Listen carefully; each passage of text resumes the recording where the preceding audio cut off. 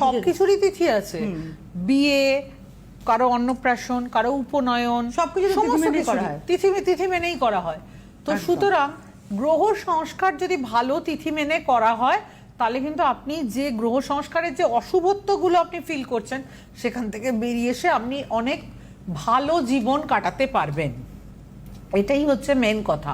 আর ফলহারিণী অমাবস্যাকে বিশেষভাবে যেটা বলা হয়, ফল লাভের তিথি। বহু মনস্কামনা আমাদের মনের ভেতর থাকে, হয়তো সেগুলো পূর্ণ হচ্ছে না দীর্ঘদিন ধরে, কিন্তু ফলহারিণী অমাবস্যাতে যদি সেই মনস্কামনা নিয়ে গ্রহ সংস্কার করা যায়, দেখা যাবে দীর্ঘদিনের অপ্রাপ্তি, দীর্ঘদিনের কোনো চাহিদা কিছুতেই যেটা পূরণ হচ্ছে না, সমস্ত কিছু পূরণ হওয়া সম্ভব।